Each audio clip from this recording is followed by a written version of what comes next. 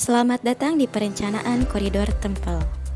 Jalan Tentara Pelajar merupakan jalan lokal di Kota Kendal yang memiliki nilai strategis dan berfungsi sebagai jalur alternatif ketika terjadi kemacetan di Jalan Arteri Soekarno-Hatta. Selain sebagai prasarana transportasi, jalan ini juga mendukung dalam pengembangan pusat kegiatan seperti perdagangan dan jasa serta pemukiman. Kawasan yang direncanakan di jalan ini adalah seluas 21 hektar dan memiliki panjang sekitar 890 meter.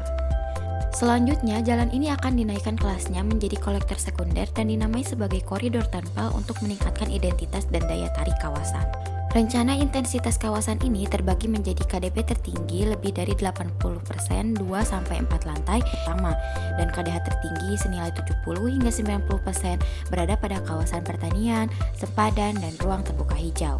Strategi yang diterapkan untuk mengembangkan kawasan ini adalah dengan mengusung konsep livable street agar koridor ini dapat menciptakan ruang aktivitas yang aman dan nyaman bagi para pengguna, baik itu para pengendara, kendaraan angkutan, pesepeda, hingga pejalan kaki termasuk penyandang disabilitas. Jaringan jalan pada kawasan ini terbagi menjadi 3, yaitu jalan kolektor sekunder, lokal, serta lingkungan. Jalan kolektor sekunder merupakan jalan 2 arah yang direncanakan memiliki jalur khusus untuk bus dan sepeda. Pada setiap blok permukiman direncanakan akan ada parkir off-street untuk mencegah adanya hambatan jalan. Jaringan air bersih, air limbah, dan drainase pada kawasan direncanakan menggunakan sistem underground yang berjalan. Jalan utama kolektor sekunder Tentara Pelajar direncanakan sebagai jalur utama penyelamatan. Koridor ini terdapat 4 fokus perencanaan utama.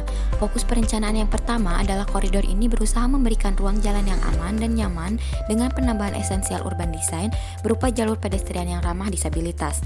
Kedua, koridor ini menciptakan lingkungan yang sehat, hijau, serta menyenangkan melalui penataan vegetasi di sepanjang jalan dan beberapa ruang terbuka hijau di blok-blok permukiman. Vegetasi di sepanjang jalan diupayakan untuk dapat meredam bising serta menahan debu dan angin untuk menciptakan kawasan yang tenang. Ketiga, kawasan membentuk ruang komunitas melalui adanya ruang-ruang terbuka publik yang dapat digunakan untuk berkumpul dan menciptakan eyes on the street pada koridor untuk mendukung keamanan dan kenyamanan bagi pengguna jalan. Ruang komunitas ini berupa ruang terbuka non-hijau seperti taman diskusi, sentral kuliner PKL, serta lapangan multifungsi yang dapat mengakomodasi berbagai kegiatan. Keempat, koridor didesain untuk menciptakan identitas dan daya tarik koridor Tempel melalui pengkategorian fungsi bangunan, penyeragaman fasad bangunan, serta pemberian nama pada ruang publik dan non-publik. Penataan identitas dilakukan dengan penyeragaman bangunan di Jalan Tempel. Dengan lantai 1 di jalan ini disarankan mundur untuk membentuk kanopi pada koridor.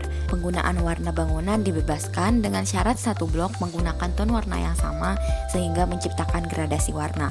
Pemilihan bangunan diperbolehkan untuk mengkreasikan bangunan dan memberikan identitas bangunan agar koridor tidak monoton. Pada kawasan ini terdapat elemen lain seperti papan informasi yang dapat mempermudah navigasi, hidran setiap 30 meter di jalan kolektor sekunder dan lokal, serta pada titik persimpangan grid pada permukiman, dan infrastruktur pada jalan yang membantu kegiatan pengguna. Terima kasih.